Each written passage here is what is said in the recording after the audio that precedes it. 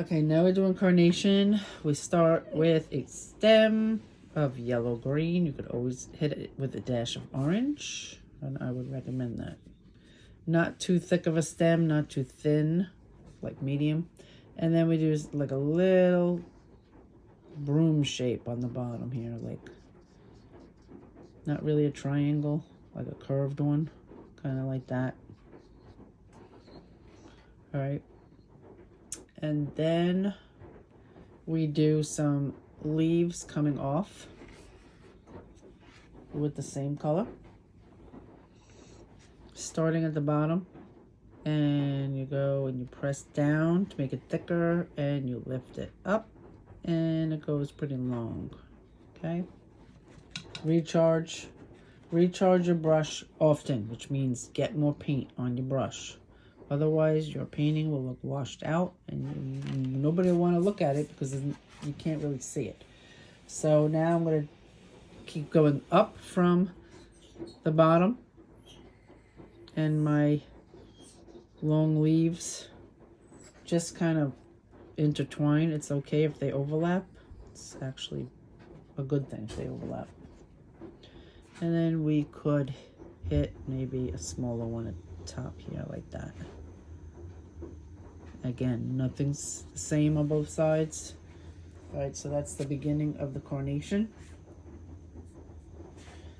And then we're going to, when this dries, we're going to put some blue-green stems on there. Leaves on there.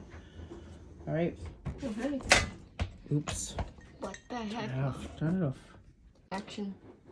A lot of times it's good if you have a scrap piece of paper to see what you actually mixed up and see if it's, how you want it to look on the paper. So I could see, maybe I'll go just a bit lighter, not much. So I can get that tea consistency, and now I know what I'm working with before I go on to my painting. Now the next thing, we're going to do the flower part, and we're going to do some rectangles, tall ones.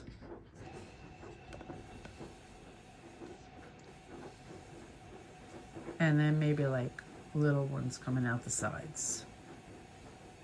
And we're going to fill those in.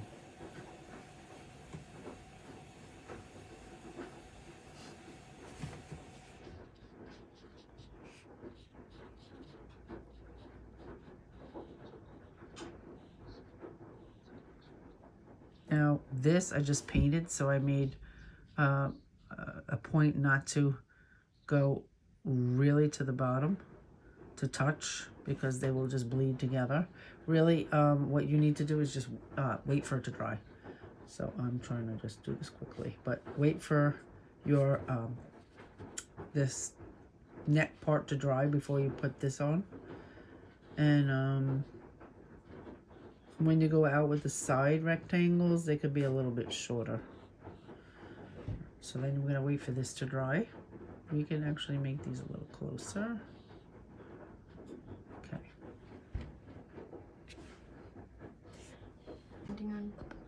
Is it going? Yes. Now we're doing some of our other leaves, and they're going to be blue-green tea consistency. And we're just going to go again from the stem. And they're not going to be, they're going to be like the same width. They're not going to be thick to thin. They're just going to be like even with, just to add some of these coming off of the stem and fill in some of that empty space. And again, if you overlap, then that's good. It just looks more natural. Oops. Let's go put that. So we could just, the leaves on the bottom tend to be longer as you go up than the ones going, as you go up, those leaves get a little shorter.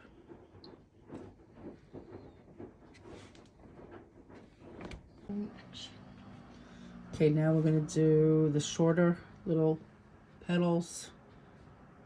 And again, this is just very simplified. You want to do little rectangles shorter, reaching to the neck, making them pop out on the sides if you like. And then also don't forget to do like these little fingers on the top. And we forgot to do that up there. We're going to do that up there. And that's what makes it look like a carnation. So I'm going to add my lighter ones up here. Oops. It's too dark, but I will.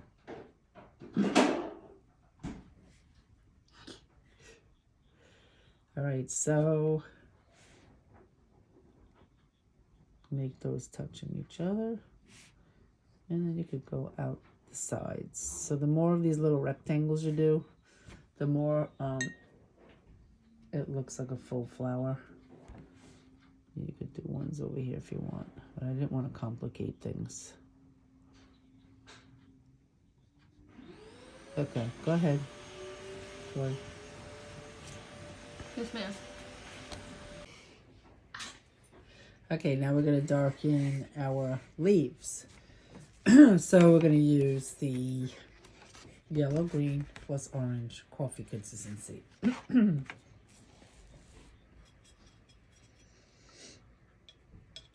Yellow, green, and orange. Remember, don't use so much water, and that's how you can easily get your colors to be coffee and cream. Need a little more orange for this. All right, now we're just gonna darken the bottom. I don't think that's dark enough. So I probably will go like, oops, many layers. Like when this dries, I'll go over it again. So I'll go over the tops and the bottoms. And I'm just gonna take my fuzzy brush, push it up.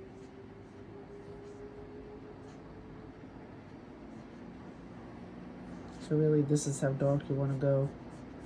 And remember we said that we want like at least 2 values in each petal, in each leaf. I would say more than that. I would say 3, but again, I'm trying to simplify it. If you can have dark, medium, and light, then that's the best. Dark and light is usually too abrupt of a change. Medium and light, you know, it's usually not enough. So your best bet is to try to get 3 values, which is dark. And then when I fuzz this, I'm bringing up this dark a little bit and making a medium tone, as you can see here, medium value. I'm bringing it up a little. I'm not taking all of that away because I want to keep it dark. But I'm making a medium value here, and I'm cleaning my brush again and like making that disappear, that edge. So I have a light value at the top. So I got dark, medium, and light. It's the easiest way to do it.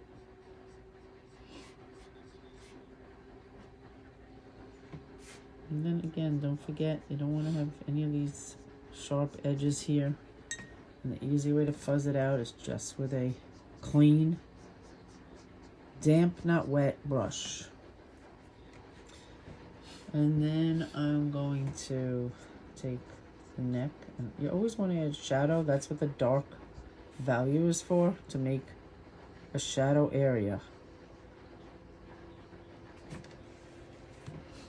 And then I'll fuzz and make it medium tone.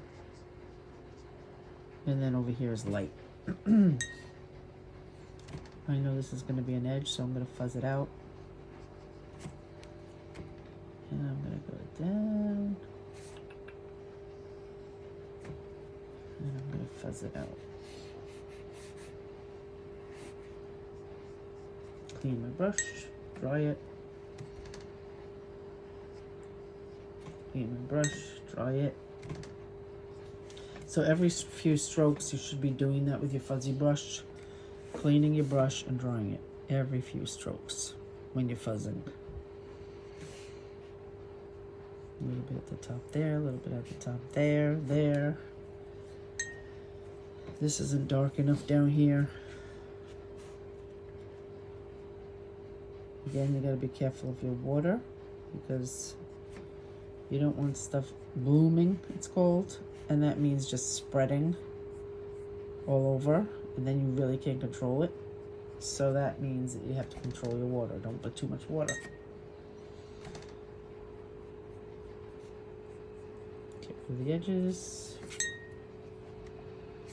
And then again, I would do this, I would wait for this to dry and do another layer of dark and repeat. And it would just build it up, because that's what you do with watercolors. You build up from light to dark. But for the sake of this video not being so long, I'm just going to tell you to do it and not really do it. I will show you the end result.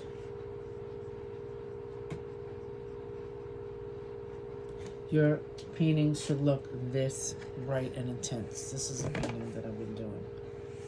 So that's a result of building up values and making them really, really pop.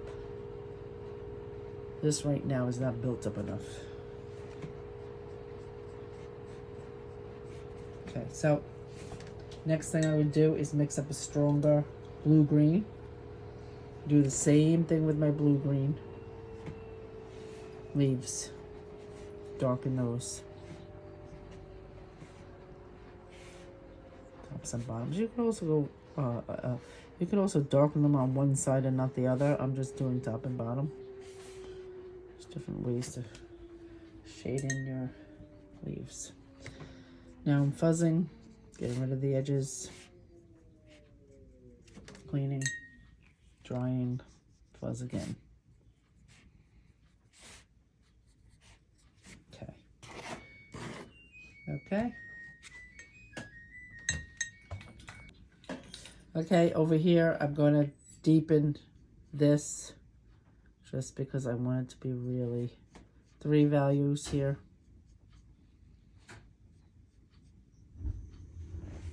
Alright, so then I have a really dark, medium, and light. And the last thing you do is outline. I am going to outline with pen. And remember, we did either pen or colored pencil. You can do either one. They come out really nice. Either way, it depends what you want your painting to look like. So I'm going to wait for this to dry first, and I'm just going to layer this a little bit more before I outline. And then I'll show you the finished product at the end. Okay, so I'm tracing with pen, and I'm going inside, tracing like all the inner shapes. I know. Not just the outside, I'm doing every single separation I see here.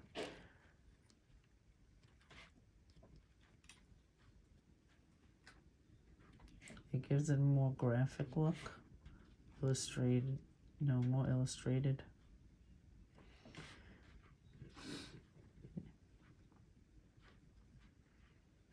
So if you wanted it to look more like that, you would use the pen. But if you want it to look more painterly, you would use the colored pencil. And you just outline everything.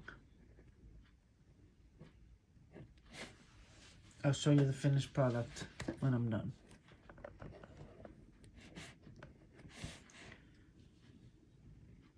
Otherwise, the video is going to be 3 hours long, Tori.